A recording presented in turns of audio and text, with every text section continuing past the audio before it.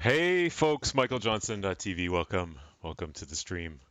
It's been a while. No, it hasn't been a while. It's only been like a week actually, but feels like it's been a strange time.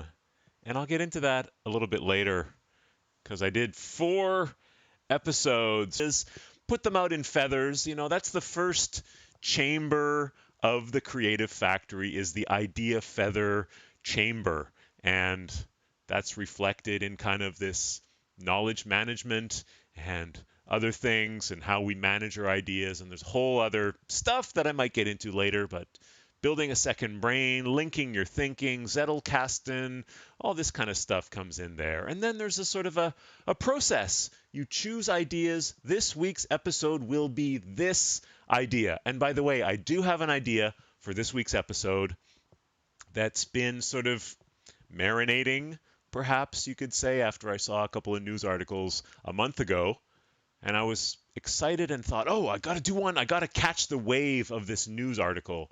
But I resisted. I was like, no, it's just adding too much additional pressure. There's no need for that. So just captured a few links, let it sort of marinate, and off we went. Yeah. Gretchen's a machine with 250 live streams, and yeah, cool. This is so cool.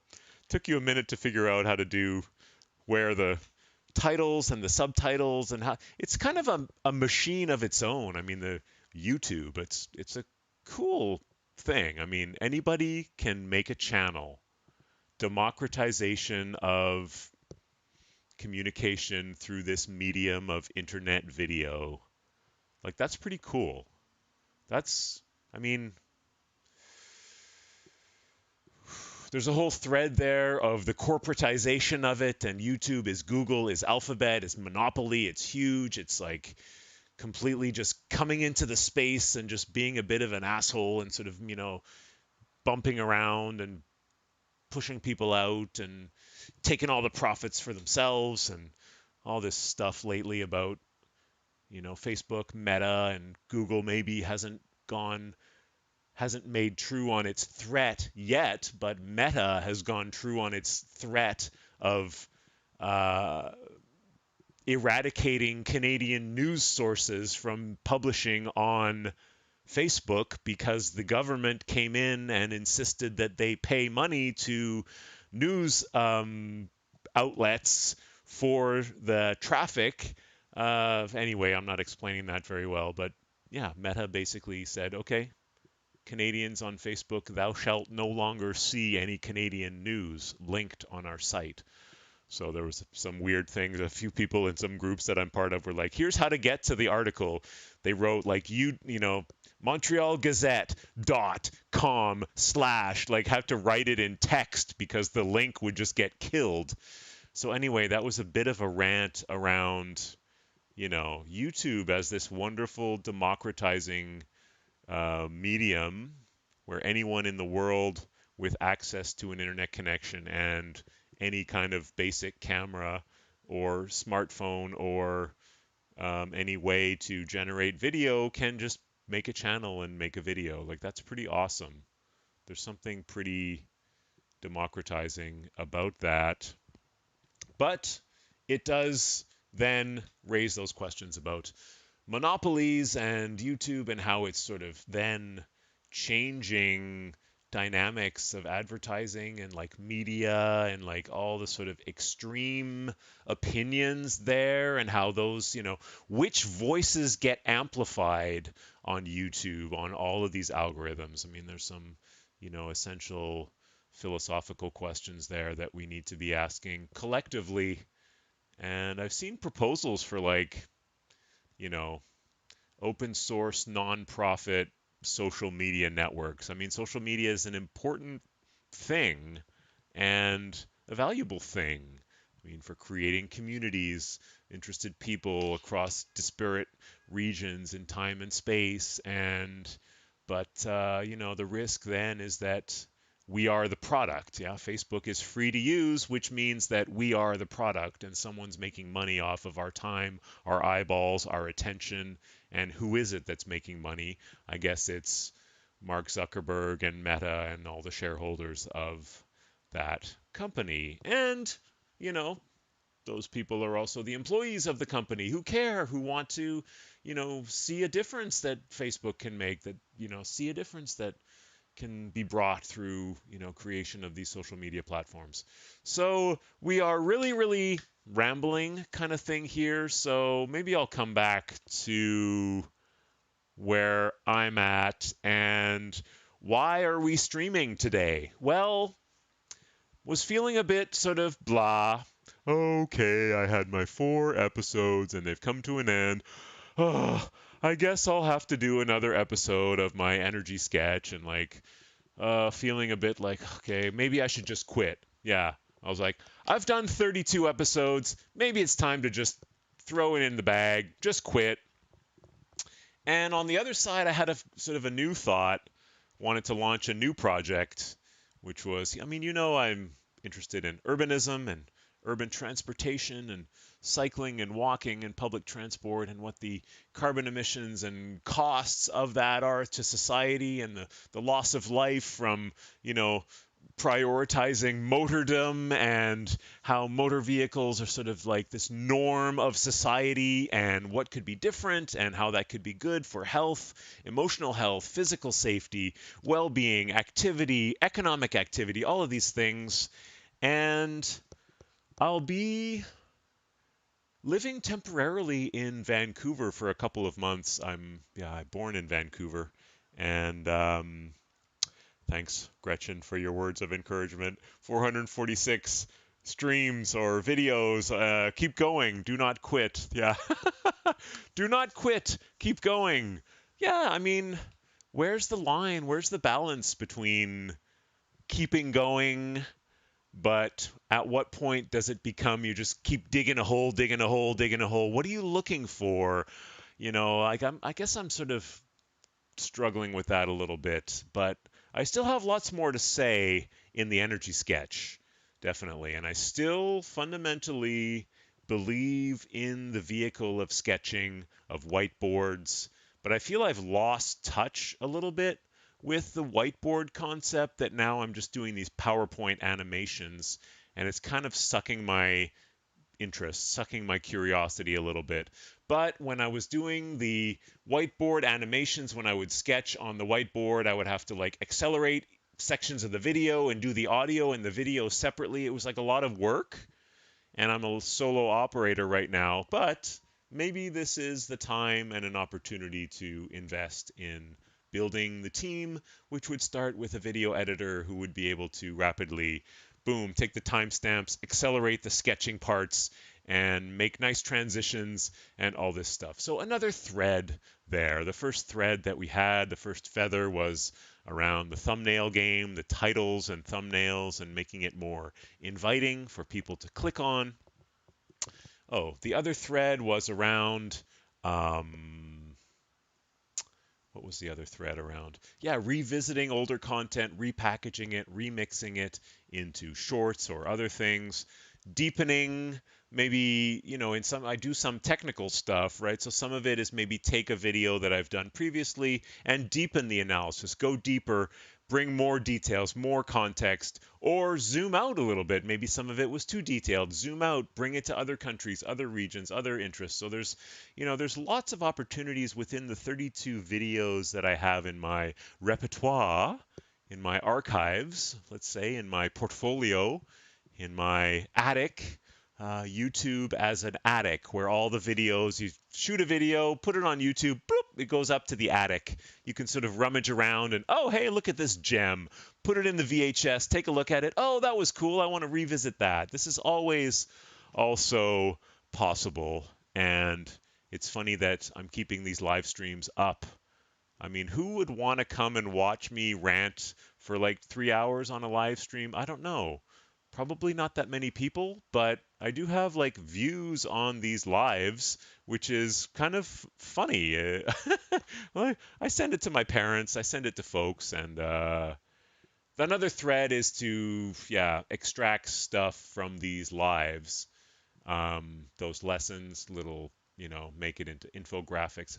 There's a whole like machinery of repackaging content, and that's where it goes a bit off for me too. You have this vision of like Gary Vaynerchuk, hustle, hustle, hustle, hustle, repackage this into LinkedIn, YouTube, TikTok, blah blah blah blah blah blah blah blah blah blah blah blah blah blah blah blah blah blah. Like, whew, oh, I'm just like exhausted even just thinking about it.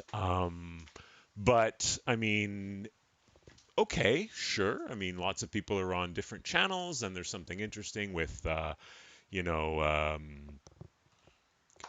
finding people on different channels, and why not? I mean, again, we start where we are, and the first thing that we do is just to get going, get out there, make that weekly commitment, get on with it, get going.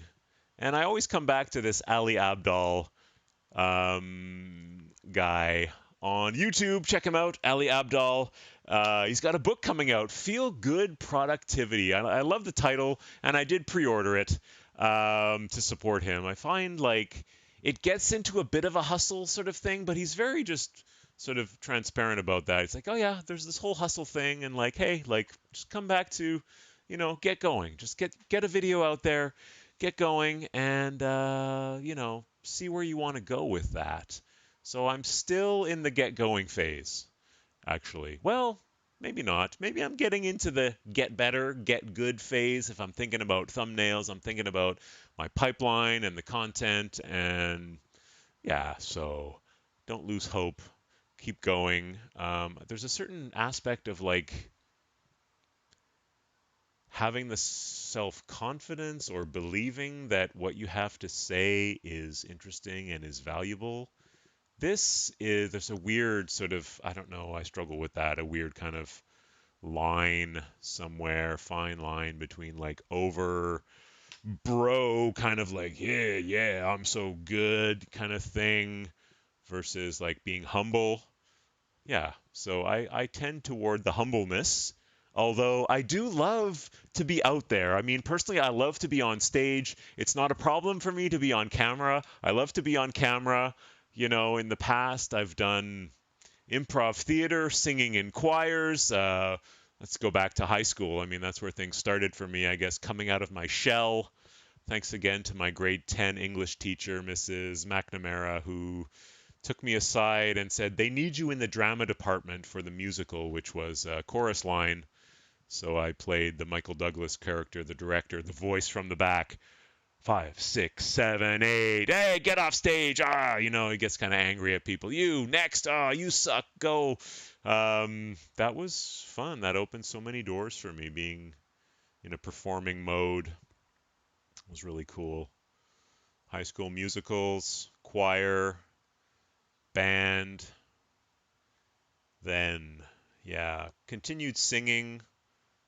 Singing has kind of gone down for me. Haven't been doing it for a while. Been doing more of this stuff then, yeah. So I did improv, various things there, and then, yeah, photography, live streaming, this energy sketch, and various things. So there we are. I mean, where was I? I was talking about the self-confidence in people want to listen to what you have to say, or that what you have to say is valuable, is meaningful, could make a difference for people, could make the difference for someone.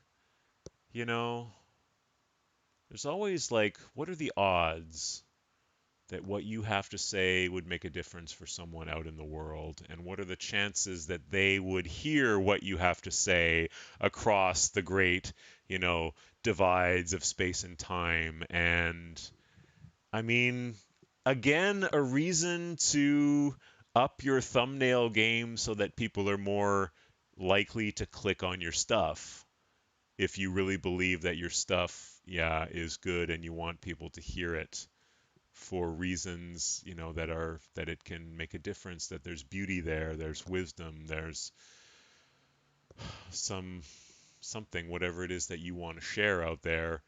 The packaging matters then. People are more likely to click on things that look beautiful, and then they're going to expect to be followed up by beauty on the inside.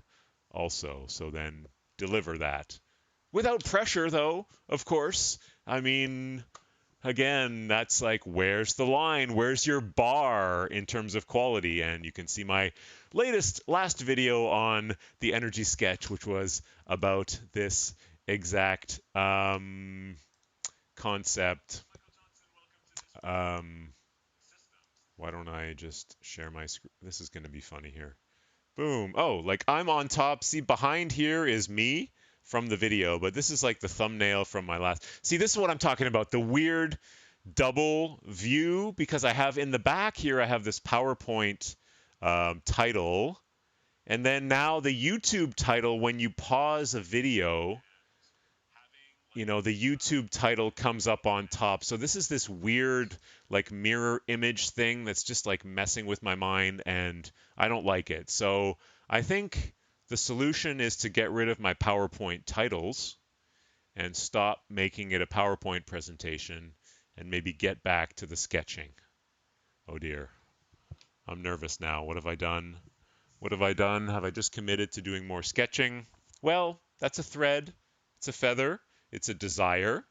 I would like to get back to my roots of the energy sketch, which was actually using this thing here, the Wacom tablet, and actually sketching, sketch, and showing up on the screen as I do that, and then talking around it. But that takes time, that takes effort, that takes editing, and I avoided that because of a bit of a bad experience at the beginning when I tried to do that, and then it spent 9 hours on the weekend editing one video. It's like, whoa, it's a bit too much. But I did get it down, so I should revisit some of my videos and see actually how long did it really take me to edit those ones. There were a few later on that took a bit less time, so it's always open to playing around with that. And some of them I would just sketch and then I would also use the PowerPoint animations because there's some good animations there. Uh, it's not Adobe Premiere, it's not like Final Cut Pro, it's not this, but it's PowerPoint. But you can do lots. You can do morphing, you can do zooming, scale. Things come in, wipe, top, bottom. Lots of animations that are possible within PowerPoint. And like I said, I'm using PowerPoint because it's also in the professional sphere. So yeah, that's also part of it was like just building up skills that are relevant and useful in different spheres of your life has been an interesting thread for me. So let's, well, have we reflected sufficiently on the restarting of the machine? A few ideas to pursue. Let's just write a few notes here. We want to just capture this. Up my thumbnail game. Opus clips. Thank you, Gretchen, for the suggestion. I don't know if that's actually related to, but yeah. Revisit older content. Repackage. Deepen. Zoom in or out. Opus clips. Thank you, Gretchen. What else? Revisit. Get back to my roots.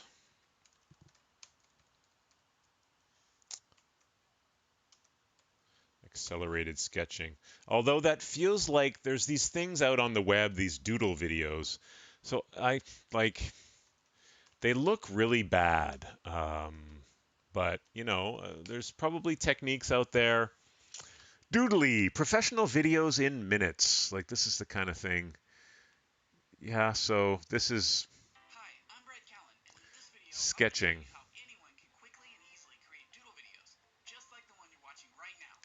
Like that's just putting a hand on top of the screen and then having like the content that's not really hand sketched. So it's kind of like meh. Like I still am convinced that there's value in this whiteboard. So we're gonna maybe keep rolling with that. Let me close the doodly video. Let me revisit actually one of my videos here. Did I? Yeah, here we go. It goes like this. You enter in the door. So here's a door. That's me sketching. Acme Corp. And when you enter the door, you enter directly into the gallery. Oh, I'm so sorry for that loudness. The gallery is for inspiration. And in the gallery are examples and framed photos of people that worked there in the past and physical hardware that's been created in this corporation. And it's a celebration. And every time when you enter the That was me doing my doodling back in an early energy sketch from February of 2023. There was something magical there, and I missed that. I think I've been missing that. Yeah, definitely been missing that. So that's one of the threads that we can go back to. Yeah. So get back to my roots of accelerated sketching. Concern. It's just a stupid doodle video. Blah blah blah blah blah. Concern. Need more editing support. Question mark. Sorry, there's a.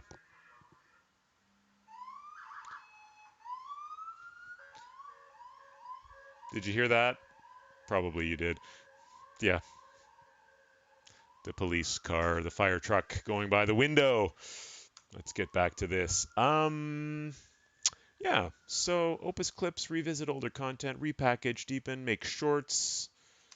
Make shorts, for example.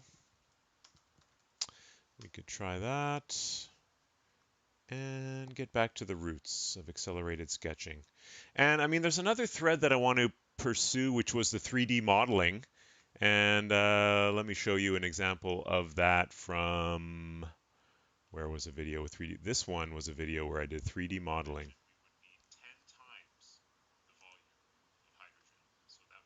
Boom. Right. So this I enjoyed this one. I enjoyed this one. This was fun. I took a picture here from the web. This was Hydro-Quebec's power plant with these fuel tankers, and I managed to back out the camera position from using some reference lines on the picture, and then I made a 3D model of these additional tanks, and I was able to add those onto this picture of the infrastructure. This was cool. I'd like to do more of this. And that brings a whole other thread of like modeling, of systems analysis, of using like Python for energy and visualizing graphically energy flows and energy storage and all of this stuff. And let's see what we can do there. That's just I guess I'm just riffing here and do more of 3D modeling. Link to Python energy analysis. And thank you, Gretchen, for another suggestion here in video. Video. Nice. Nice to see you here, Gretchen. Thanks for tuning in. Hello there, folks. It's live. We are live, and we're just riffing. And this is, again, my kind of idea here with this live stream was like, this is the behind the scenes of the production studio, michaeljohnson.tv production studio. And I tried to get the YouTube handle at Michael Johnson TV, but unfortunately it's taken up by somebody who actually does real TV. Although I do have the domain name michaeljohnson.tv, so that's nice. Although there is nothing there today or on energysketch.tv either. So making a website has not been in my priorities, which is fine and nice. But in the end, I would like to make some of my logseek, graph and some of my second brain stuff open on that page, which is something I might do in the future. So, did we capture enough here of my ideas to pursue? I mean, how are we going to use Midjourney or Canva or PPT or other? I don't want to jump into like a whole other tool. Um, so yeah.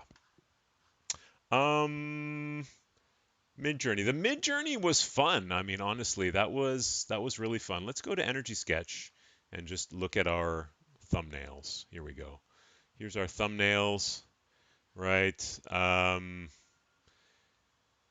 I want to try thumbnails where I'm just like measuring two things, like like this a little bit. That could be fun. And this was an example of one of them. No, this was like me in the side here. This one wasn't that great. Ooh, and then you can't really read the red stuff, and but that was a fun one. And this other one was more. Where here we go. This was one I did in Midjourney. Ideas are like feathers. That was neat. So, there's all this stuff you can do, like A/B testing, and like do one thumbnail for a while, do another thumbnail, see how many clicks you get, and like there's a whole game that you can play, and people do this, and you could hire someone to do this. I mean, again, I could do that. I could hire someone, hey, I want to up my thumbnail game, help me out. Surely there are consultants and people who are going to help you up your game all over the place. And I think this video was one of the videos that did the most poorly. Maybe it's because of the thumbnail, or I mean, so many aspects of like why, why do people click and how many people click. And right now, I'm only really promoting it on LinkedIn because Facebook and Twitter seem like dangerous and dark worlds for me. But getting back to that, I did post today, hey folks, going live 3:12 p.m. And there are communities on Twitter that have enjoyed following, particularly the urbanism. And there's probably some interesting energy communities on there too. So let's get back to posting on Facebook and YouTube. Yeah, share more widely. Post on Facebook and YouTube. Come on, and Twitter. And I mean, get the domain name, get the domain up and running. Let's say, whatever that looks like. Share the log seek graph behind the scenes. Behind the scenes. So we're reflecting. We've been reflecting for a little while now.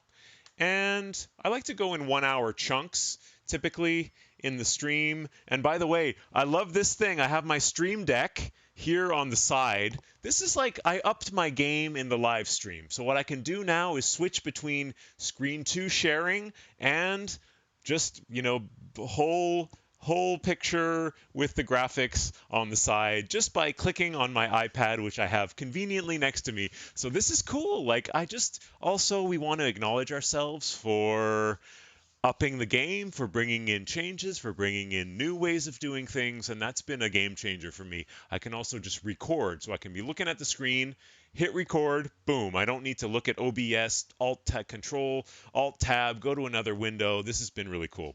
This is fun. So there we go. We can feel the energy. I can feel the energy level just talking for the last 42 minutes and ranting and raving and sharing things and getting ideas. And then when someone shows up in the live stream, it's like, wow, there's someone in the live stream. Like, I'm just gonna like, wait, hey, cool, like, thanks for tuning in. Like, just feeling like a kid. Yeah, like I'm a kid.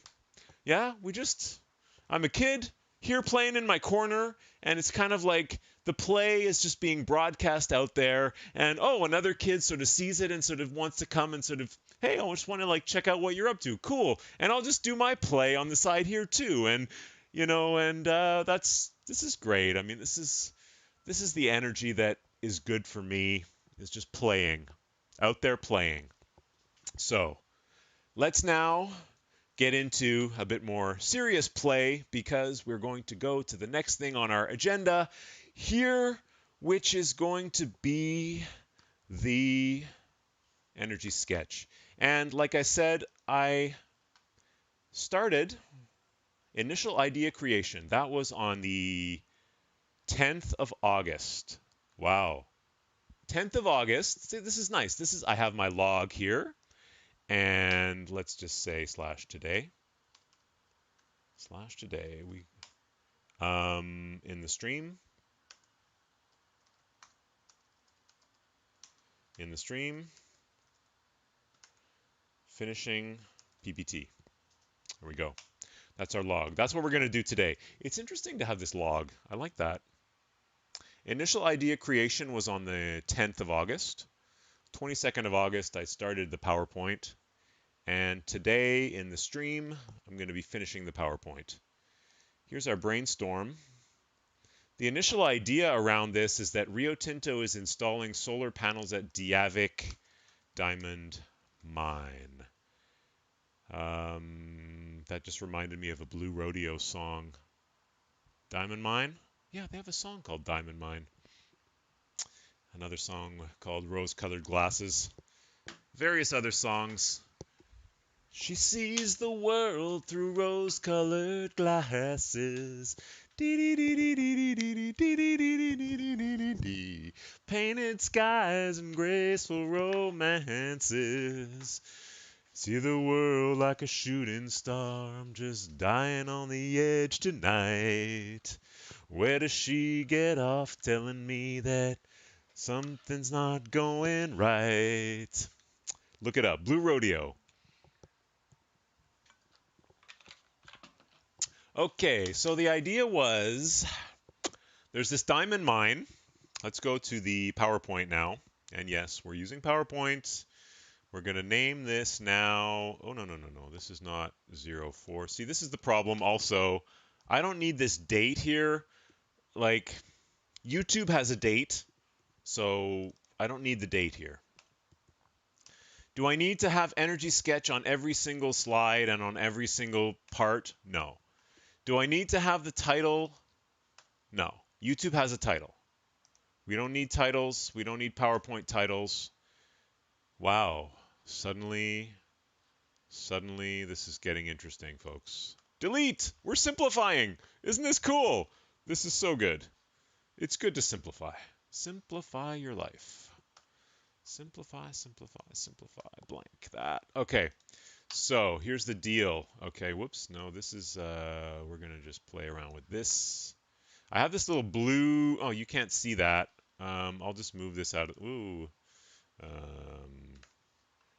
Move this out of the way so you can see how this is how I roll. I make my PowerPoint slide here, and I have this blue circle here that represents the space that my little video circle would take up, so I know not to clutter that area on the slide. And I shaped that over time. You see it's in the right look. Ooh, seems a bit small. Might have to scale this up a bit. Oh, wow.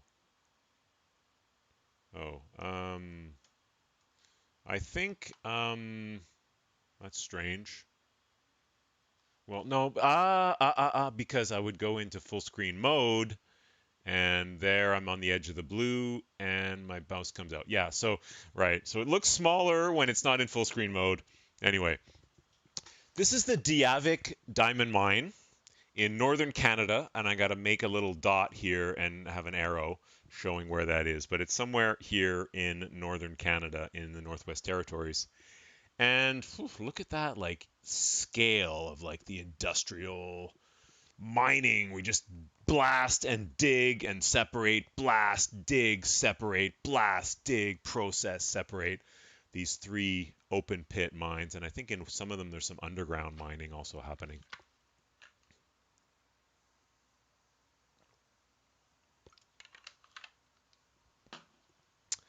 So that's what we're going to talk about today because this mine was in the news. It's going to close, and they're also going to install a bunch of solar panels to get solar power for the mine. That's going to power it during its closure phase when they sort of dismantle equipment and they need to do some sort of treatment of like the water and the tailings. And I think maybe they're even going to like flood some of these. So like this one, this open pit here, one of them they had to build a dam and like keep the water away because it was underwater initially. So maybe the water's going to come back. They got to have some treatment of the water and the waste and all this stuff. So they need power. And so I got into that. This is a place where they had already installed 3 wind turbines. You can see them here. This is also a little class on how to look at Google satellite view photos, right? You can see these are wind turbines. Those are the shadows of the wind turbines. One, two, three. Um, there's 3 of them here. One, two, three. And you see also, I mean, you need to, there's some scarring of the landscape also of this, pristine Arctic tundra landscape. You need to raise it. You need to flatten a road. You need a sort of a flat platform to build the tower. You need to get all that equipment there. And I mean, there are definitely enjeux. There are concerns there around the scale of land that needs to be occupied by the wind turbines and getting equipment there. And there's a thread here around the upcoming revival of airships and blimps that could deliver equipment to remote areas like this just from the air. You drop the wind turbine down, boom, it's connected. Not connected, but you've delivered your stuff. You wouldn't need the roads, so this could, lessen the impact on those, sensitive environments. But if you look here, you can see these. This is the fuel depot. These 8 little, well, little, they're 40 meters in diameter. These things are massive, right? They each store something like 10 million liters of fuel. So that's a 40-foot container truck there. I mean, that's a big thing. Gives you a sense of the scale. And this is a place where maybe I would bring in the 3D modeling and I'd zoom down here, zoom down and show a picture of like a person next to that and just get a sense of the scale. Sorry, I'm just going to check the stream health. Excellent connection. Okay, this is great. We love the excellent connection. Love the excellent connection. So that was that. Oh, whoops. So yeah, we're going to talk about what's our storyline here. This is the Diavik diamond mine.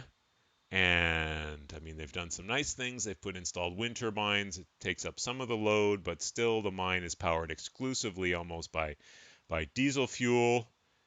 And how else, transitioning then to how else could we make diamonds? I mean, diamonds are pure carbon in a certain crystallographic form of carbon. This is pure carbon. So maybe we get into like the crystal structures of carbon. That'll be an interesting thing to look into. Am I going off the rails now? Maybe there's a nice Wikipedia article on that somehow. Graphite is one of the 3 forms of crystalline or crystal forming carbon. Carbon, graphite, diamond. Allotropes. Allotropes of carbon. There we go. This is neat. Diamond and graphite are 2 allotropes of carbon.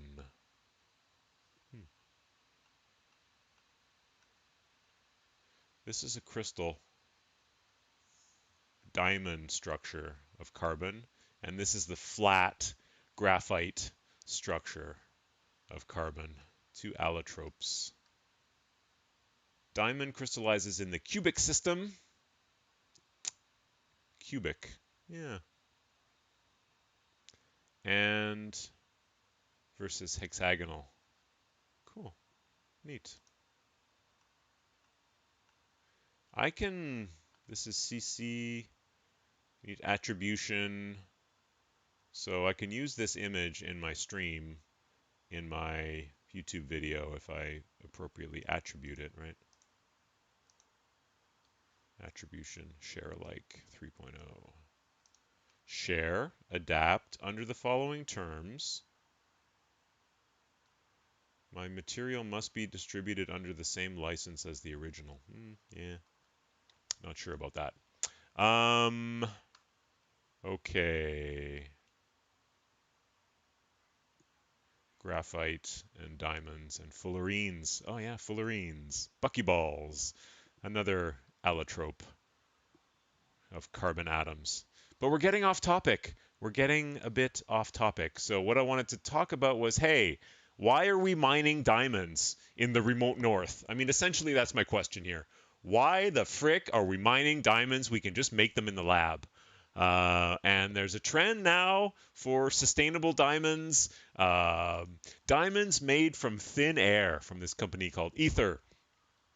And I'm going to talk about them. Basically, they do direct air capture, sucking carbon dioxide out of the air, combining it with green hydrogen generated from solar or wind by electrolysis of water, combining those in a methanation reaction to produce methane, and we would call this in the energy space, we'd call this e-methane, and then using chemical vapor deposition where you have some crystals on a base plate, and you inject, and you with some plasma and some electrodes, then you inject this methane in there, and then it forms sort of like atom by atom. It gets deposited.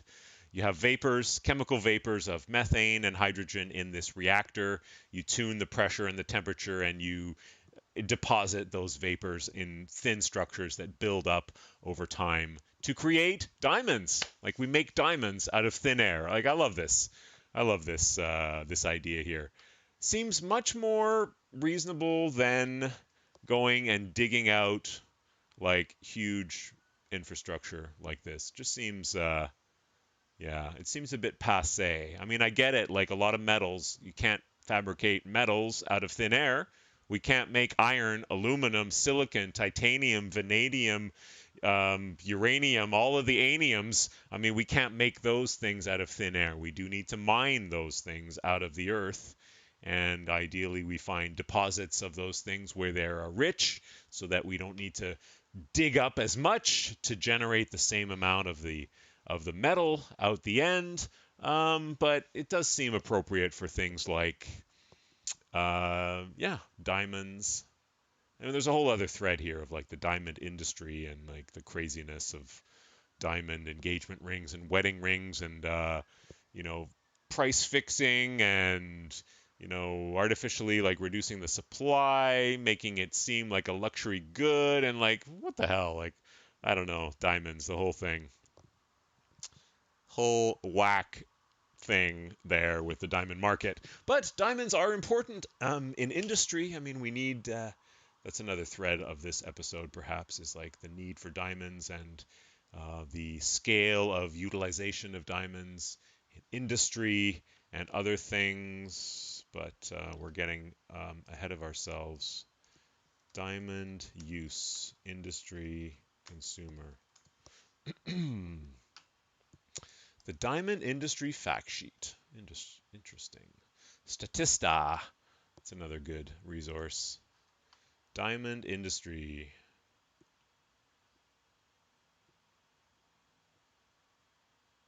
Show more. Value chain.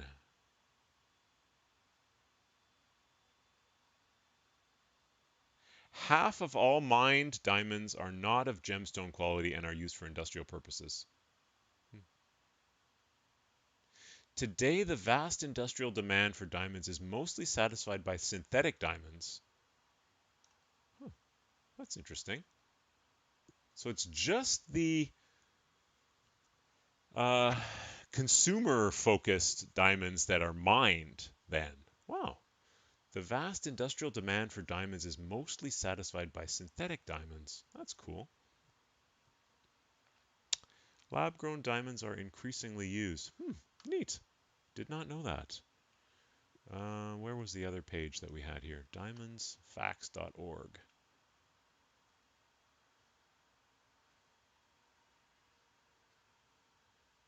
Jewelry and industry.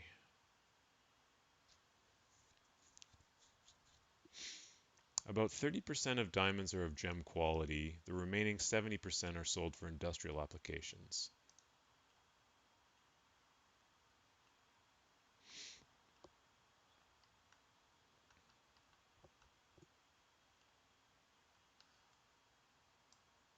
Yeah, Gretchen, interesting comment about, yeah, for example, African nations, I mean, getting the profits from the diamond mining then being used for society. I mean, for funding educational systems and infrastructure and health systems and all this stuff. It's like super interesting.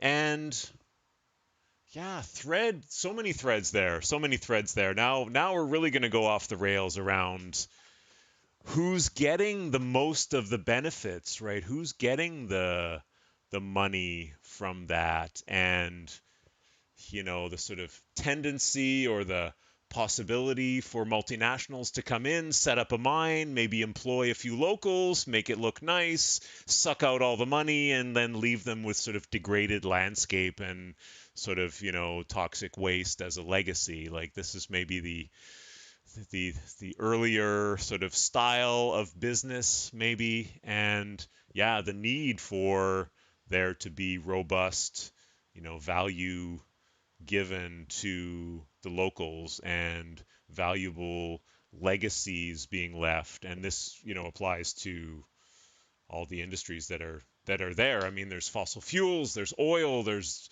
natural gas, there's coal, there's all sorts of things that are mined in Africa. Everything, iron ore and diamonds and cobalt and all the precious earths and rare earths, and then on the flip side, in this thing that's scaling up is now green energy. I mean, installing massive solar and wind power farms across the desert, across the Sahara in Morocco and in the north, and producing power, producing hydrogen, building these huge infrastructures, transmission lines, and hydrogen pipelines to like power Europe.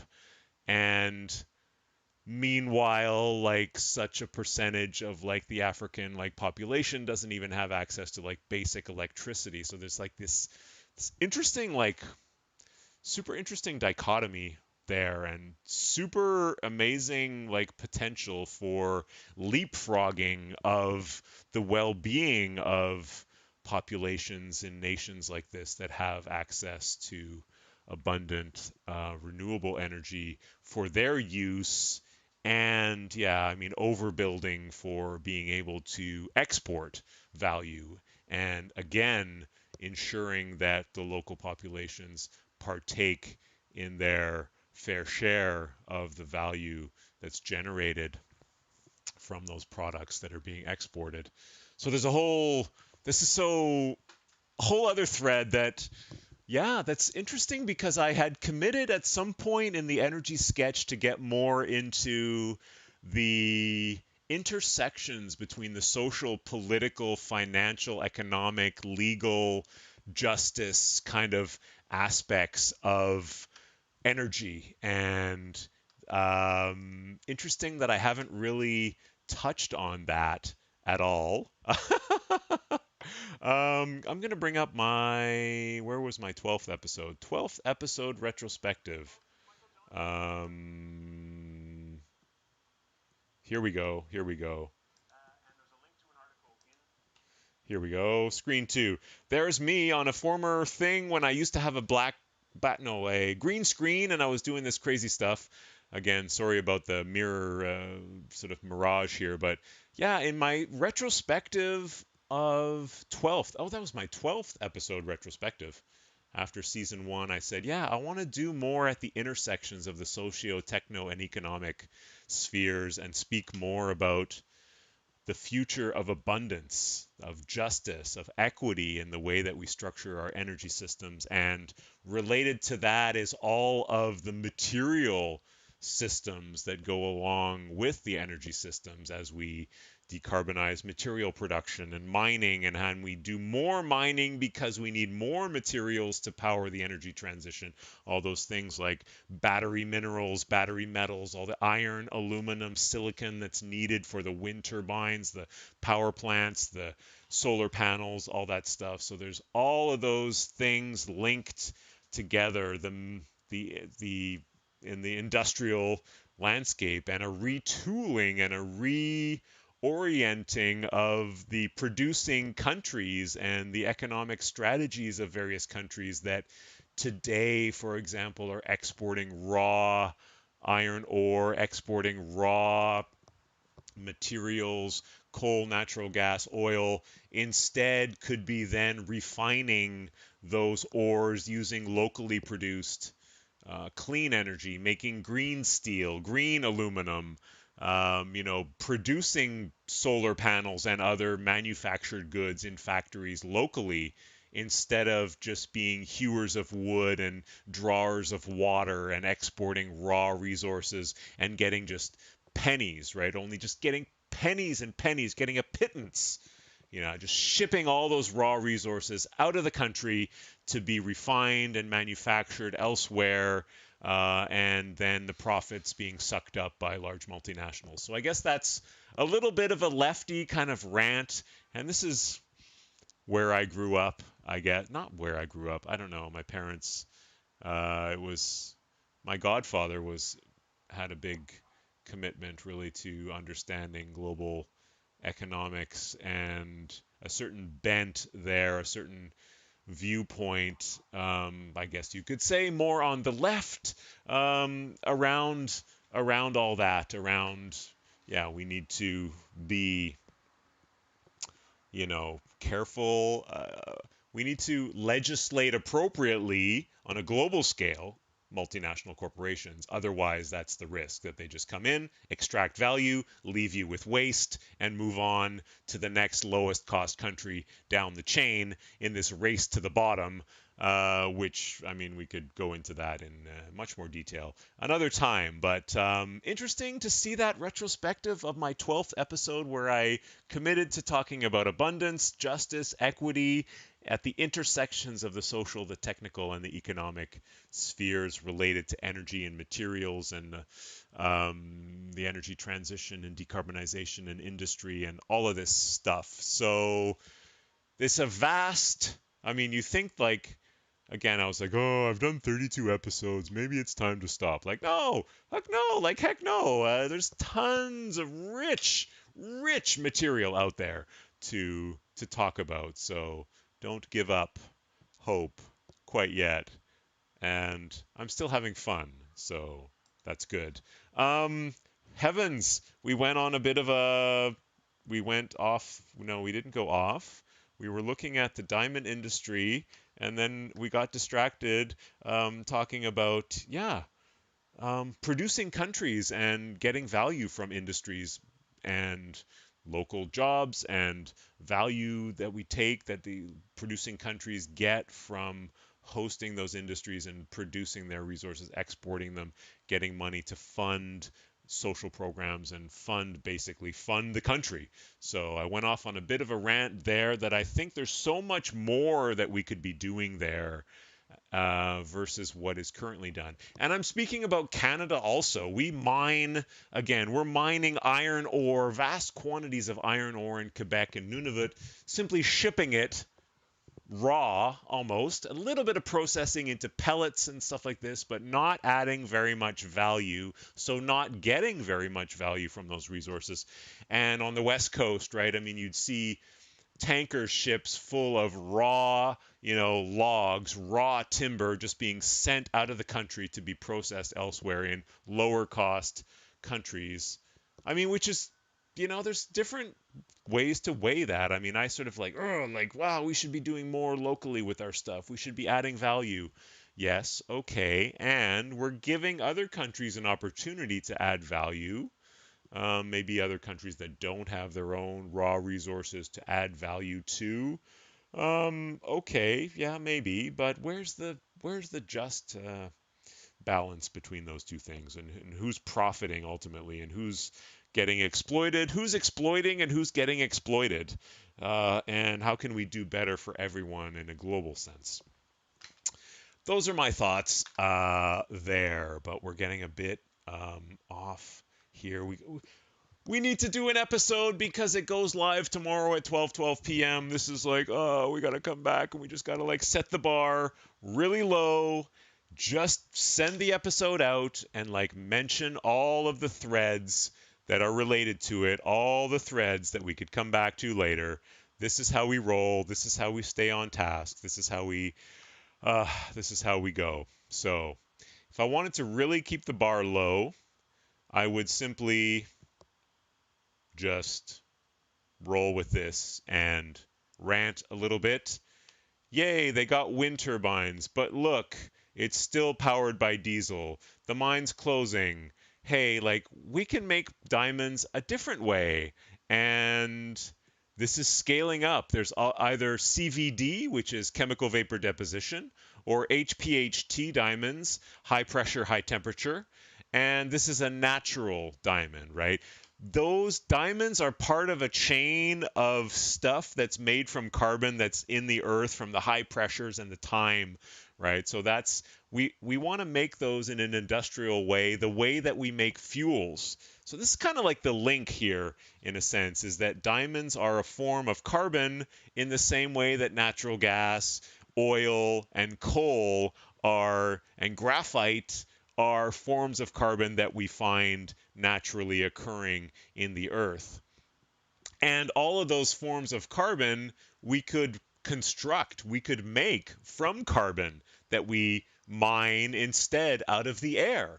We can suck carbon out of the air the way that this company, Ether Diamonds, is doing today. So here's what they do: they do direct air capture, suck the CO2 out of the air, and maybe now's the time I'm going to bring out my we're going to sketch here. We're going to sketch. We got to sketch. I want to get back to my sketching. So we're going to sketch here live. I don't know if we're going to sketch live, but maybe we're going to sketch live.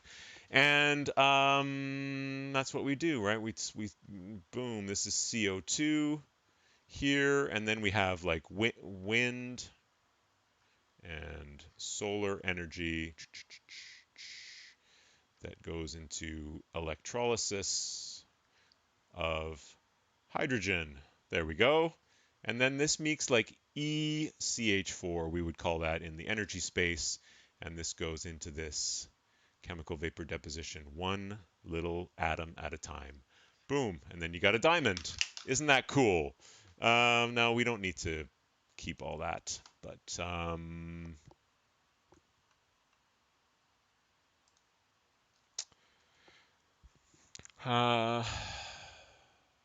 I want to have a couple of links here, maybe. Well, links will be in the description. Not a problem. I just got to locate this on the map again so we can, let's do that. And I got my Google Maps here. Google Maps. Let's open up Google Maps. Zoom out. There it is. Let's just take take another screenshot of this. Let's put Google down here. Canada and Google.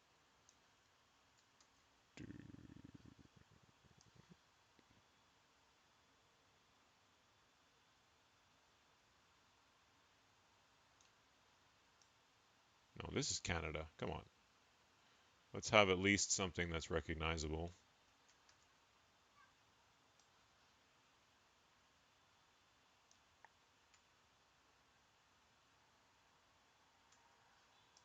Delete that. Paste this in. Boom.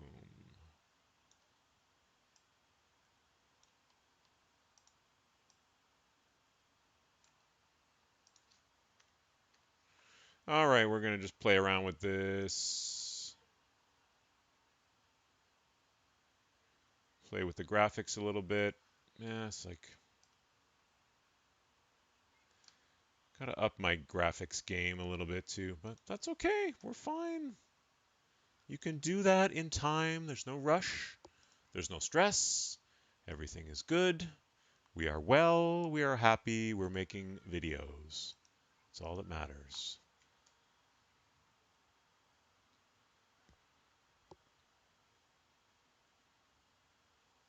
I want to have some scale on this.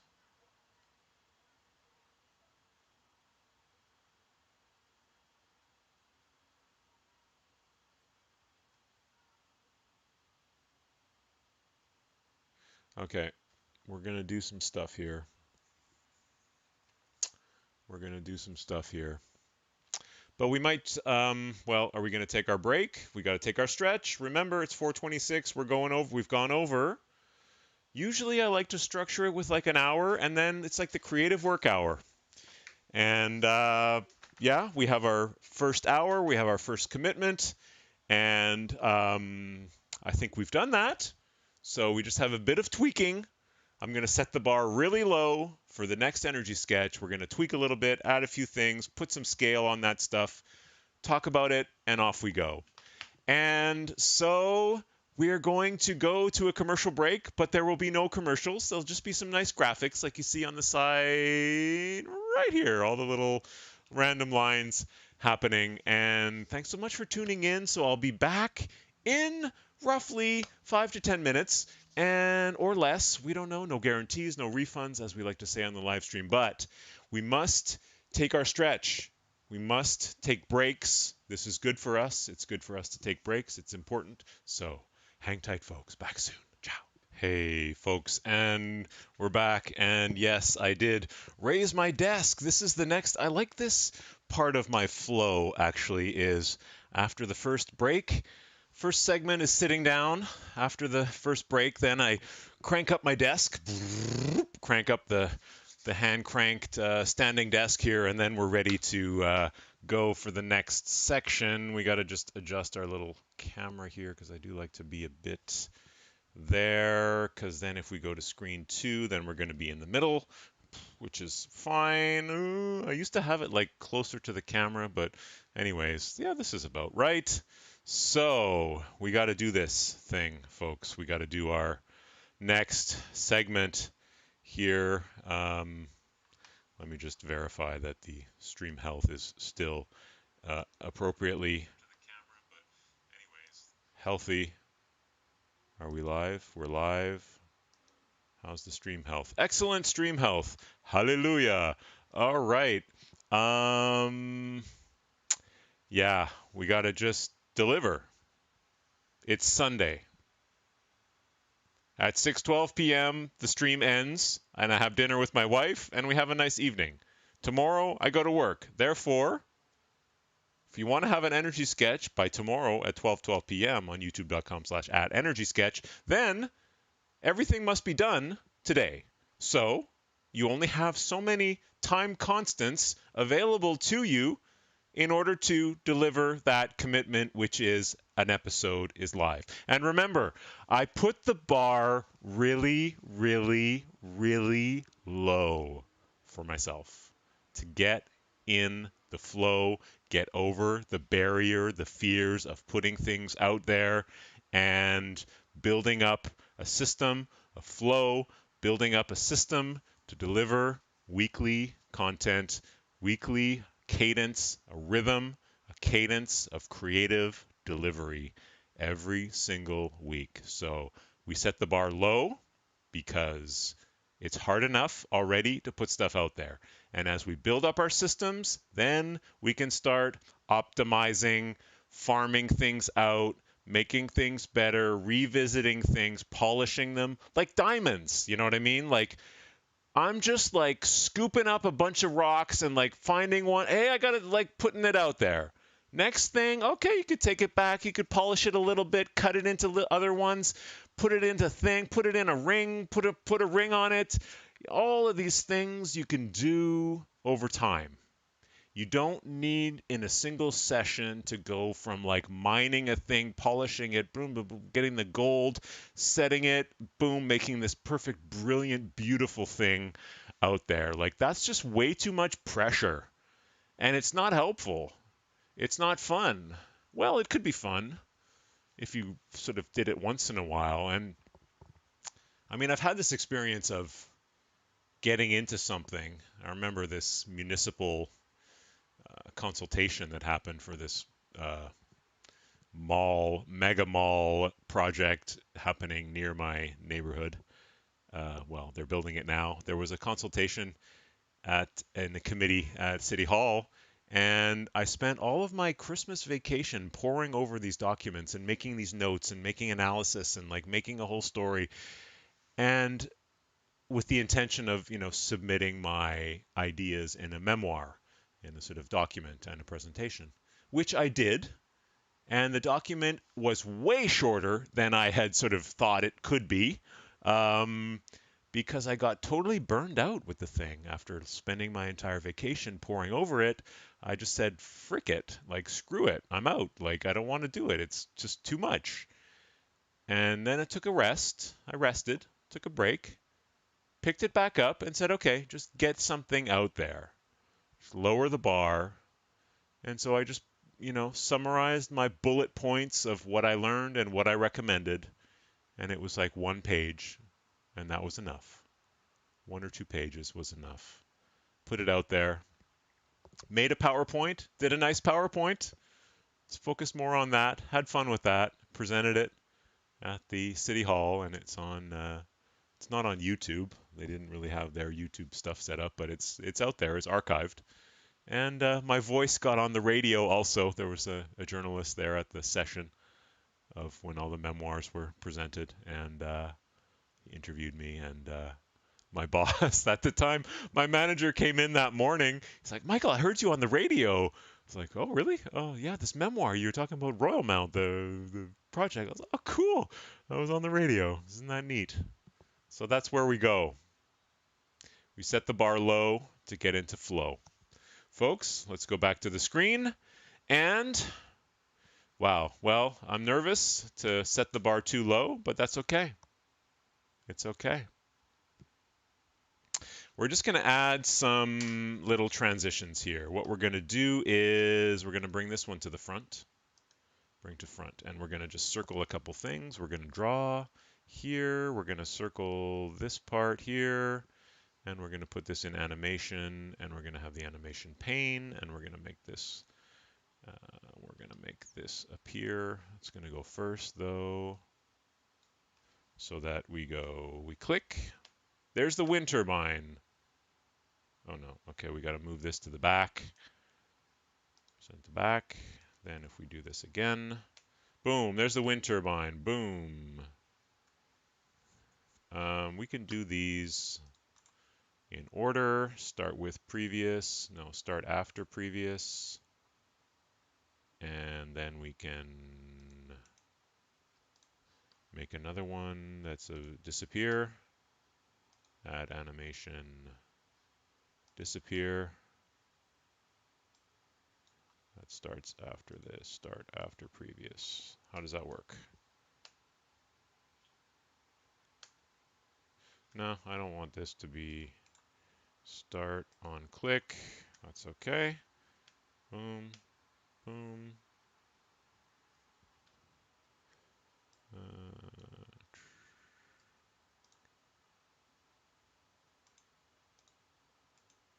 Start after previous. There we go. So we're going to click once, click again. It's going to come up.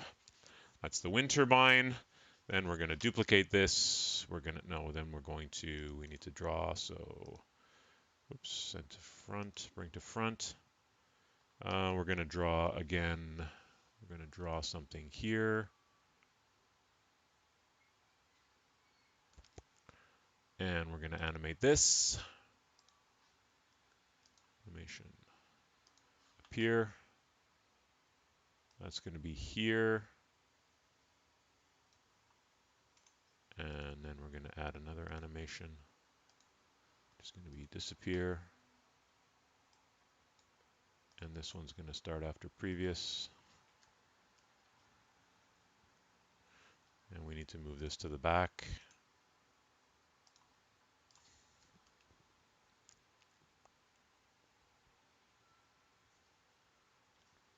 That's not right. This needs to move up.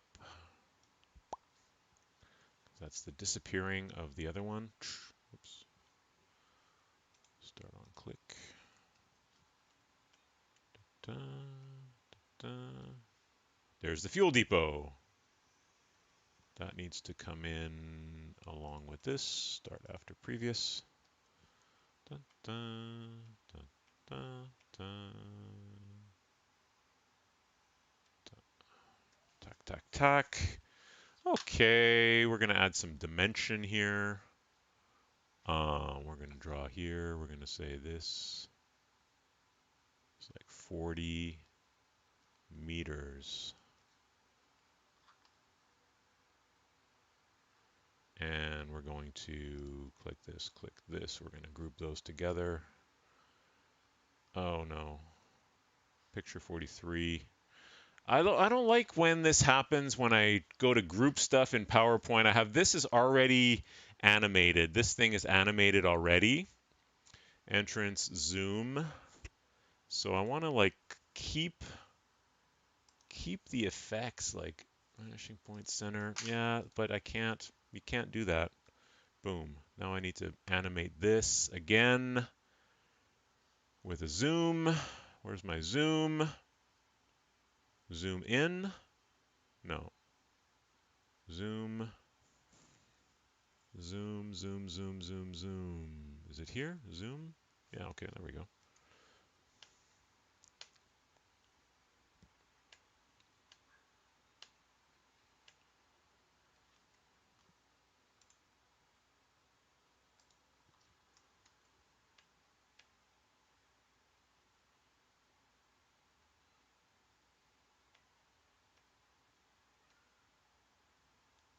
There was lots of rants that I wanted to bring around this whole news article about the mining and how many cars are going to be taken off the road thanks to the solar panels that they're going to install. They're going to save 630 cars. Like, this whole thing about cars off the road just drives me bananas.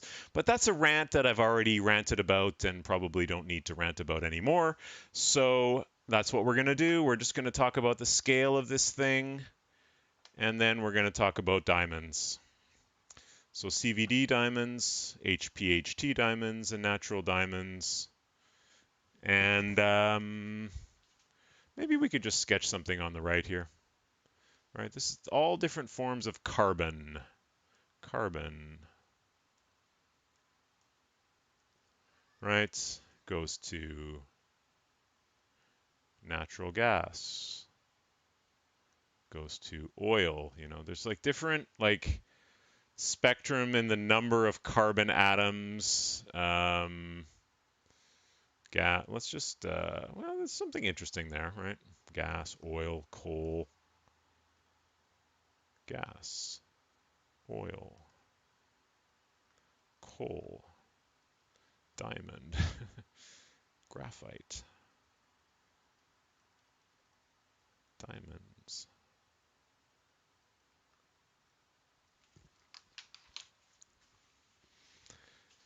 Yeah, I'll probably just riff around how, right, the carbon in the earth gets compressed with higher pressures and higher temperatures and then gets converted into longer and longer chains and more structured molecules, and how we can do that instead of, the new paradigm is instead of relying on nature to do that for us, waiting billions and billions of years for all the, biomass to get, die and compress and compress and compress and compress and compress.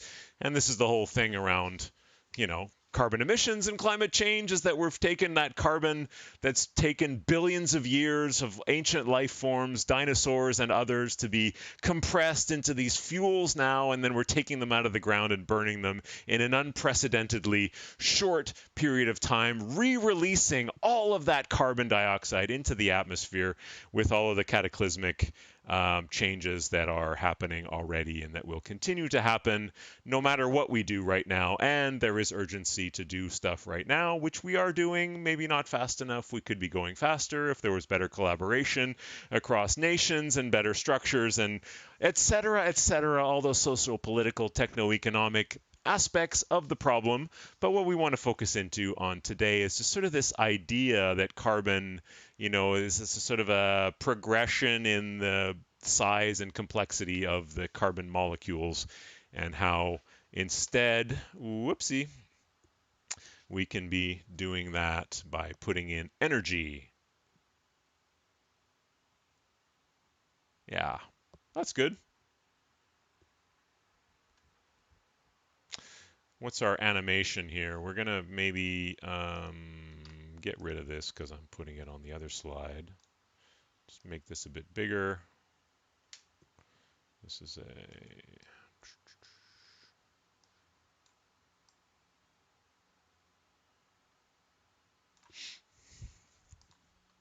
Maybe we just boom. Yeah, okay, let's just move this around. Carbon, we can go into gas,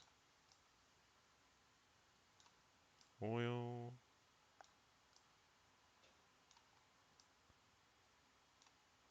coal, or graphite and diamonds.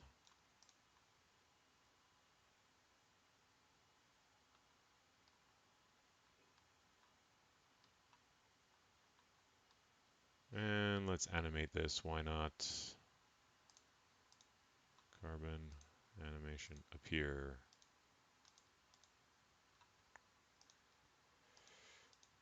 Why does it group things in a weird way? Gas, coal. We need to go back to the drawing module and group this together. Control G. Does it group it? Ungroup all this. Ungroup. Group this. Group this. Group this. Group this. Should appear. Appear.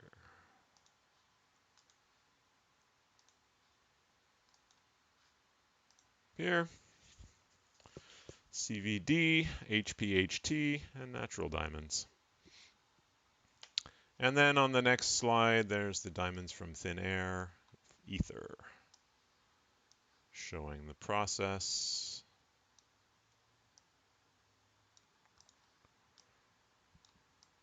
Excuse me. Let's crop this a bit.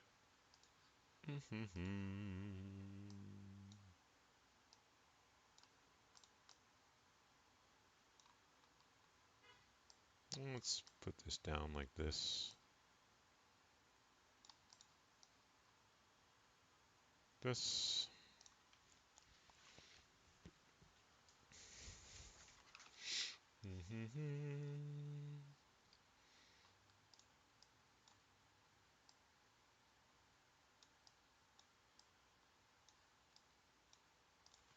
Let's get another picture of chemical vapor deposition, maybe. This is somewhere where it would be cool to, like, again, have some 3D simulations going on. Hot wall plasma assisted CVD.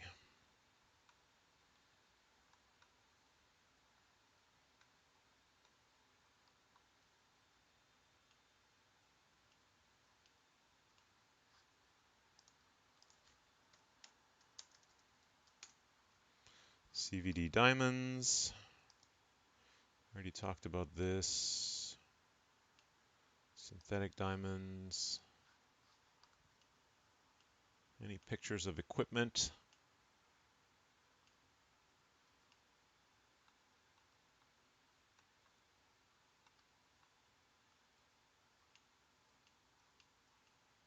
Not really. Okay. But we got this CVD. No pictures of their equipment. Hello there. Chemical vapor deposition. Yeah, I think we're good. Let's just crop this a bit. Again, we're setting the bar low, but we're still, we're still working. We're doing the best that we can in the time that we have, I guess, is essentially how I might think about this process, right?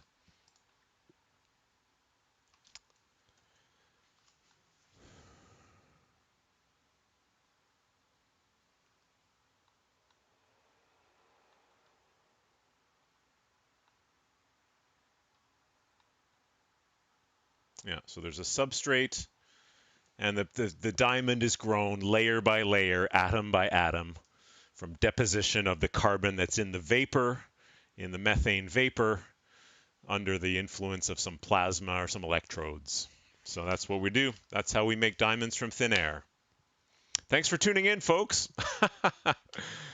Ah, yes.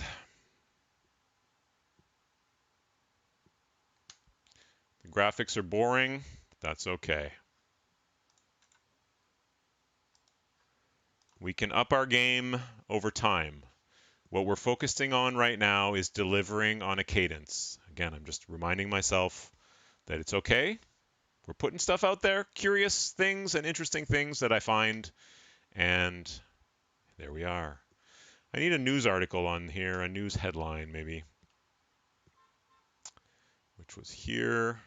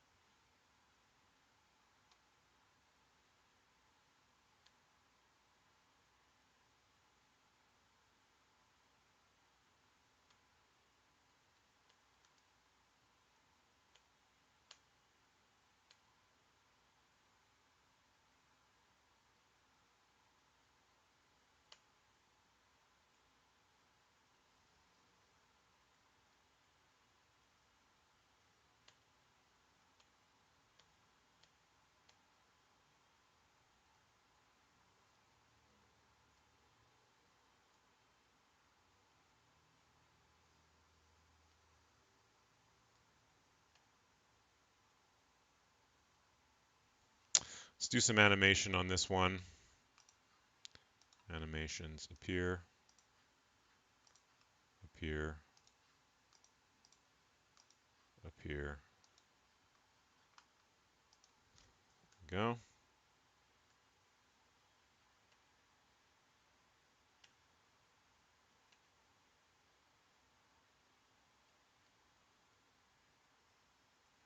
I'd like to add some wind turbines to this equation here.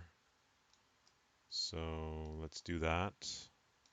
Do I have anything from previous? Now we're recycling. Now we're reusing content. Brilliant. Of course I have images of hydrogen generation here. Yeah, there we go. Check out my, oh no. Oh yeah, okay. I can just take my draw, take this, boom, copy. Nice. This is great, folks. We're happy. We are super happy. Super happy. Super happy that we got some content we can recycle. And there we go. We don't need this. We can just delete. Oopsie. Let's get the deleter. Delete this and make this a bit smaller. This is going to be the H2.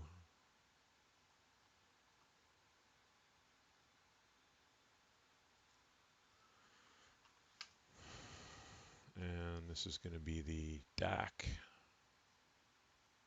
Let's make this black. CO2. This is H2.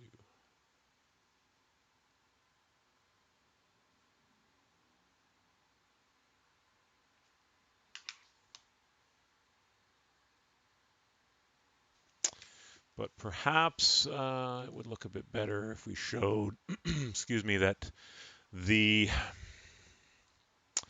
solar and wind is also powering the direct air capture, hopefully. If not, then the whole thing's a scam.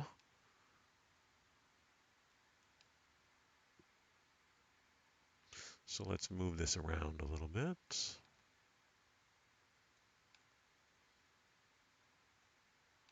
Delete that.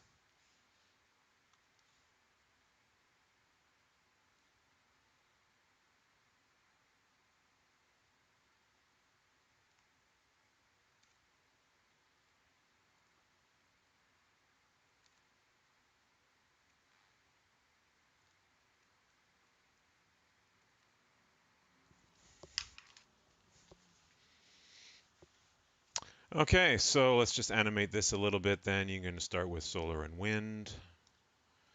Group that. Ungroup this.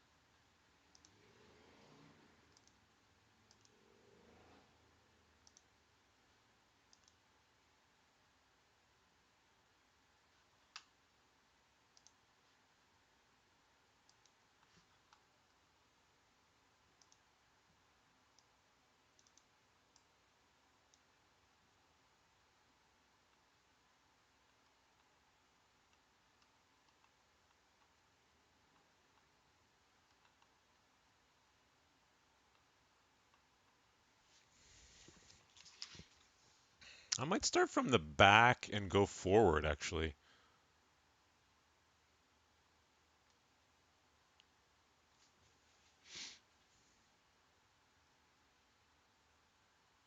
Hmm. What if this was kind of connected like this?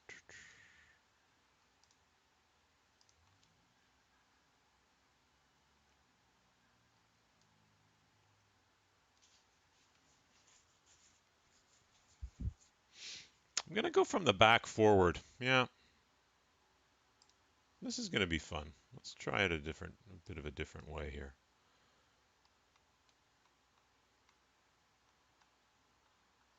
So this goes first, along with this.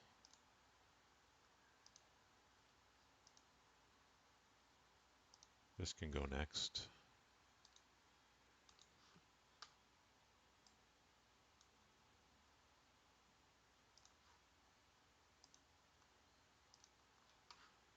This is going to be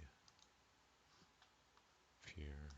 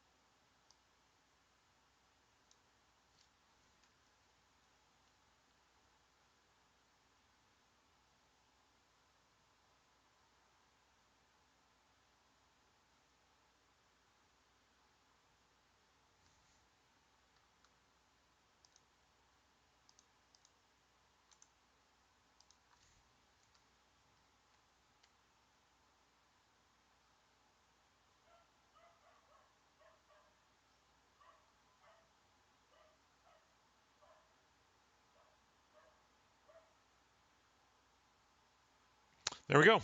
Cool. All right, let's roll with that. Rolling, rolling, rolling. Running out of time. It's 5 o'clock.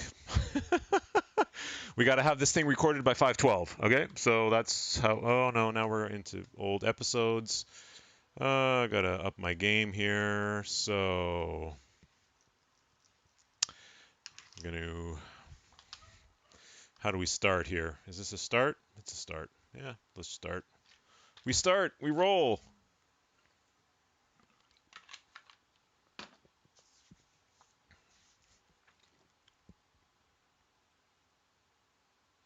Hey folks, Michael Johnson with the Energy Sketch. Today we're going to talk about diamonds, and this was recently in the news. Rio Tinto to build the largest solar power plant in Canada's north, and it's going to power the Diavik diamond mine, which is shown here, and here it is on a map of Canada, really in a remote area. The only access is across a ice road in the winter across this lake here, Lake de Gras. And they've also pioneered at this site wind turbines. You can see 3 of them here in the Google Earth, the satellite view. This is how you recognize wind turbines from Google Earth. Look for the shadow and look for the blades. So there's 3 wind turbines here that provide some of the power, but the bulk of the power comes from this diesel. And you can see my other videos on the challenge of decarbonizing islands that shows you the scale of this fuel storage and the scale that would be needed to displace it with other things such as hydrogen, for example, which is very difficult to do in the north. So it's interesting to see this news about the solar plant. However, this brought me to another thread of like, why are we mining diamonds and how else could they be made?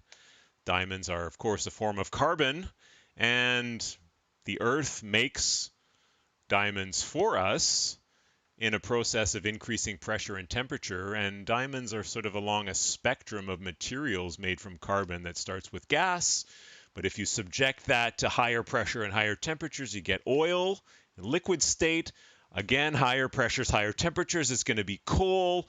Again, higher pressures and temperatures is going to be more like graphite and diamonds. And we can make these elements, these forms of carbon, industrially from renewable energy. And companies like Ether are doing this today, advertising the world's most sustainable diamonds made from 100% captured carbon. Sorry, I'm just going to check the stream health. I always worry about the stream health.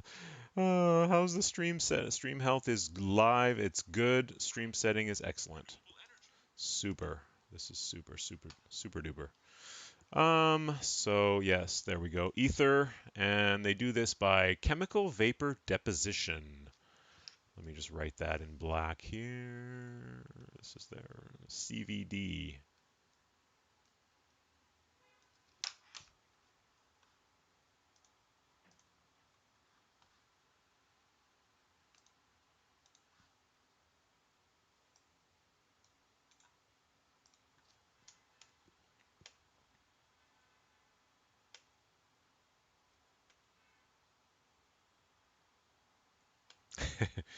Vitamins for the YouTube stream.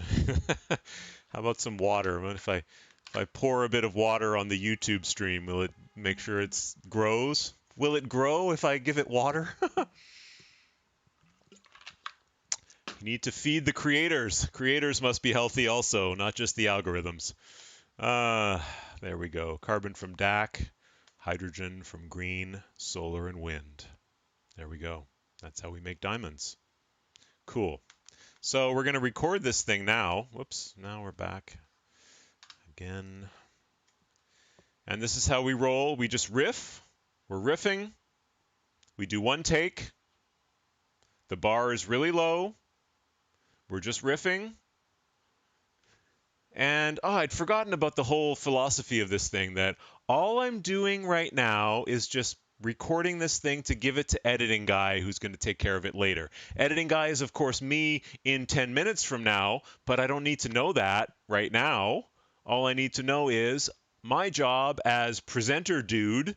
PowerPoint is done, so now we got to mark this in our log. Here we go. We got to mark this in our log for the episode /time. PPT finished. Heavens to Betsy. And then we'll take another stretch. And maybe we'll end the stream because then I'll have to go and do the record or the editing, and I don't like to edit live on streams. This is not a good thing. I learned that early on. But here we are. We are just saying that PPT is finished, and we're going to record.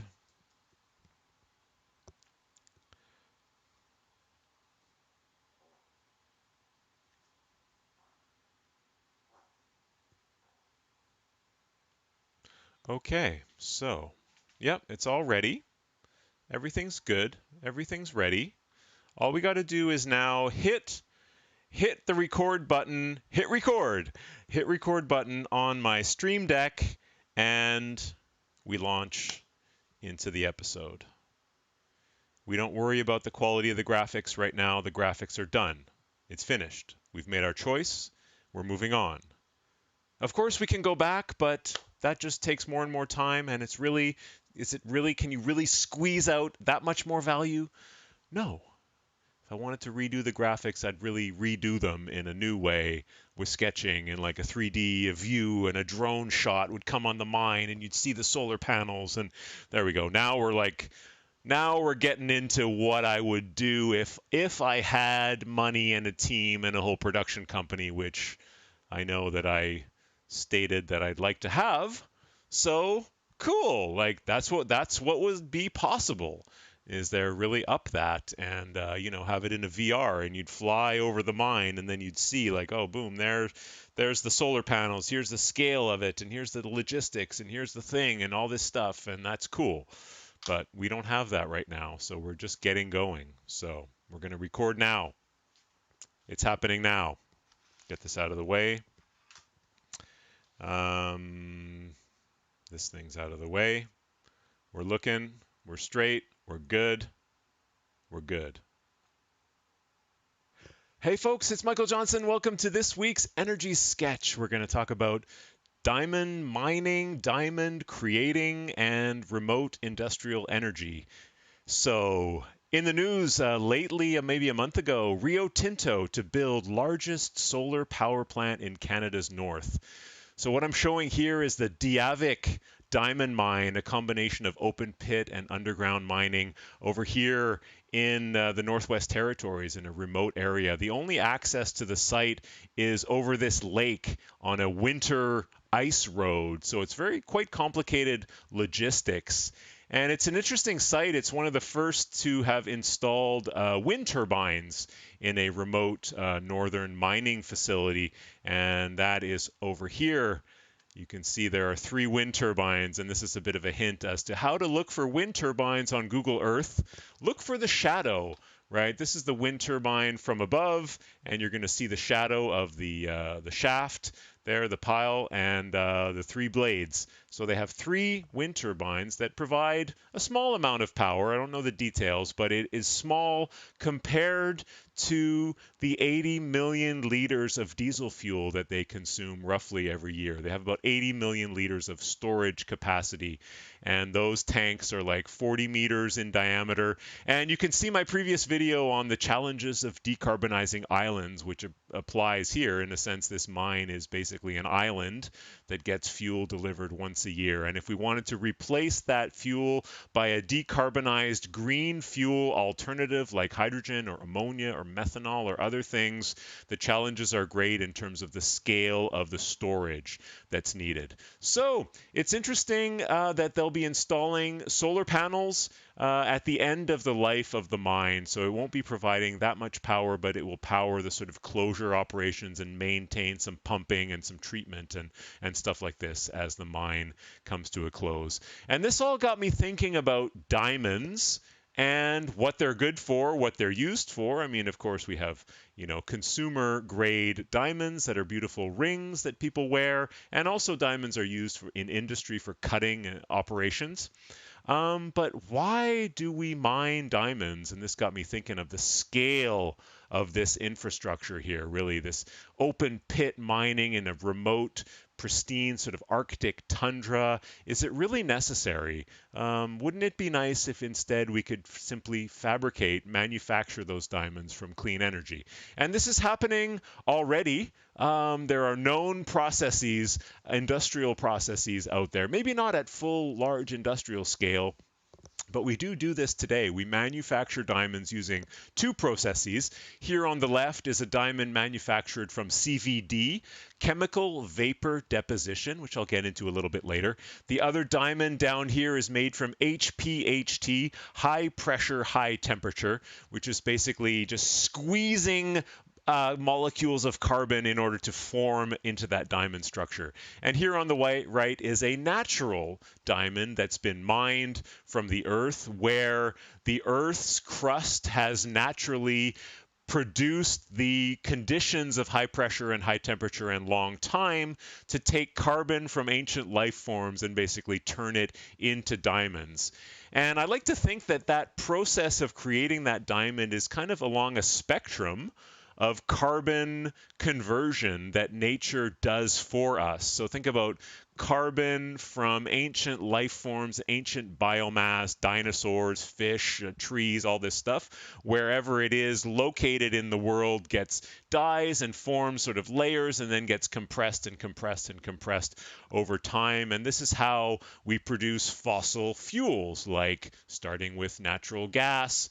In a gaseous state, if you apply more pressure, temperature, and time to that, you'll get a liquid form fossil fuel. Again, more temperature, pressure, and time will produce solid fuels like coal, and eventually will then produce the sort of highest, most compacted form, which would be graphite or diamonds. And we can do this instead of relying on nature to provide us with the pressure, the time, and the temperature. We can do this more rapidly by injecting energy, and ideally clean energy. We can manufacture these products. We can manufacture these fuels, and this is along a spectrum of e-fuels that we're talking about these days. So let's talk about that a little bit here. So there's one company that claims to be making diamonds from thin air. Ether diamonds, the world's most sustainable diamonds made from 100% captured carbon. And I'm not a spokesperson. I have no affiliation with this company. I just like this name, Ether, just harvesting carbon out of the atmosphere to create diamonds. So how does this work exactly? So their diamonds are made from this CVD process, chemical vapor deposition. So you have essentially this reactor, chemical vapor deposition reactor, with a substrate here on the bottom, where you start with a few, atoms, a few molecules, a few sort of elements that are going to be able to start that reaction, and then the diamond is going to grow on top of this substrate. So you need to inject some gas, in this case, methane and a bit of hydrogen, I think, also, and you apply some charge via some plasma or some electrodes in order to force the carbon atoms from the methane gas to start growing on top of the substrate. So atom by atom, layer by layer, with the right pressure and temperature conditions in this reactor, you can start to grow a diamond in a crystal structure. So where does that methane come from? Because we could do this with fossil methane, but that wouldn't really make it ether, 100% captured carbon.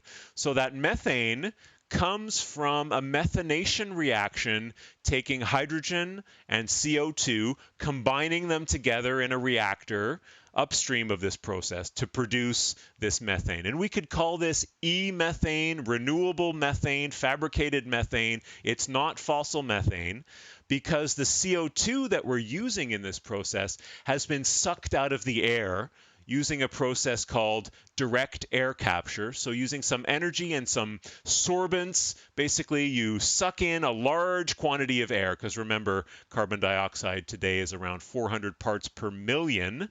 So essentially this is kind of like a sieve. You suck in large quantities of air, and using some sieve, some absorbent material, it absorbs the carbon dioxide, and then we release it into a pure stream of CO2 that feeds this reactor. And the other element there is the hydrogen. And so the hydrogen is green hydrogen produced from electrolysis. of water. Splitting the water with an electric current produces hydrogen and oxygen, which we normally just vent or use for other purposes. So that's a green hydrogen with direct air captured CO2 in a methanation reactor produces methane, CH4. We feed that into our chemical vapor deposition, apply the right electric circuit through there at the right pressure and temperature conditions, and we start to grow these diamonds. And the whole thing is powered by solar and wind. So that's how we make diamonds from thin air. And it's related, all these processes, the direct air capture and the green hydrogen and the methanation, are also relevant processes that we're looking at for the energy transition to produce fuels that we can transport around the world, like CH4. I mean, we could produce CH4 in a green way from direct air captured CO2 and water electrolysis hydrogen, and then burn it in power plants in the remote locations in the other countries that we would ship it to. And this is along the themes that we'll get into later, and the scale of this and the different energy vectors that we might use to transport energy intercontinentally. But for today, it's just a little sketch around how we could make green diamonds and possibly do less mining around the world. Instead of mining and leaving that legacy of sort of damaged landscapes, we could be creating diamonds from green energy and instead leaving a legacy of a massive green energy producing infrastructure. So thanks so much for tuning in to this week's Energy Sketch, folks. Subscribe, like, comment. Love to hear from you. Tune in Monday, 12:12 p.m., youtube.com/@Energy Sketch. Thank you so much, folks. Toodaloo! And our recording is complete. So let's just write that in our log seek because we are doing well here. Recording complete. And we can change the status of our log seek thing to be recorded. And there we go. We are done. So I think it's time to take another stretch, folks. I did it. Thank you so much, Gretchen, for tuning in. I'm really blessed and touched that my friend creator here, Gretchen, check out Images by Gretchen. She does live streams, she does storytelling, she does amazing freaking stuff, and beautiful photos, wildlife, and stuff from Africa, and really amazing creator. So check out Images by Gretchen. And I had a bunch of stuff that I wanted to share around some slow-mo videos that I took and a bunch of stuff, but so I'll come back. I'll come back, but we need to take a stretch because it's whatever time it is. It's 5:18. That means we start at 3:12, we go to 4:12, we take a stretch, we go to 5:12, we take a stretch. I'm going to take a short break, and then we're going to come back with a little bit of touch designer stuff. How are we going to do this? No, we're going to just maximize this, and I'm going to show you screen 2. Here's what I'm going to show you a bit later. This is a video that I took vertically above a water feature, a waterfall coming down. It's on the locks on the Lachine Canal, and I've taken multiple videos at this location in the past, and I can show you on my, here we go. You can see it here a little bit. Yeah, there's a waterfall upstream here, and it's along the canal, the Lachine Canal. And so I'm standing up here somewhere, looking down and filming the beautiful, chaotic water structures, churning and roiling and boiling. And then I'm doing some processing within Touch Designer to do this. So maybe I'm just going to roll with it and record a little Touch Designer output, or not, maybe not. So how do I do this? This is the raw video. Well, I rotated it, but that's just a detail. And this is the final video. And I can play with some of the parameters here, such as the brightness here, make it a bit brighter, make this one a bit, I can blur it. I can make this a bit less bright. And just, That's too bright. Yeah. I like to make these trails. So what I do is I take the original image and I convert it into black and white, rotate it, fit it, use an HSV adjust node and bring the saturation to 0 to make it a black and white. And then I play with the levels here, and what I'm looking for is bringing in a black level and just having like white particles on a really strong black background, because that works best for kind of blending it and mixing it together. And now this level is a bit too high, so we're going to drop this down and just anyway, this is the feedback loop. We'll get into that a bit later. So yeah, so that's the black and white version, and then this is the leveled version. No, I'm not taking a break. I'm just going to do this little thing and then I'm going to sign off. So I didn't want to go without doing my little touch designer moment here. So I play with the gamma and the contrast and kind of play with it a little bit, just really to get a strong black background with white stuff that I can then mix together with the feedback loop. So that looks pretty good there. And then what we do with the feedback loop is we composite this together, and then the feedback, every frame, the image from this thing goes back into the feedback and then has a level and a blur done to it. So what the level does is kind of drops the brightness so that it doesn't oversaturate too rapidly. And then this is our final composited result, which is an add. So I wanted to add and sort of like blur things, and we can make the blur a bit stronger, and we can probably make this level, this brightness a bit brighter even. Yeah.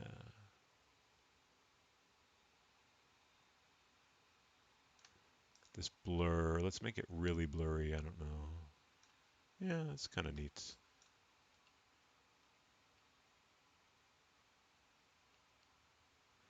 And well, there we go. That's how we play in Touch Designer with crazy visuals and little water flows and waterfalls. I like these waterfall features.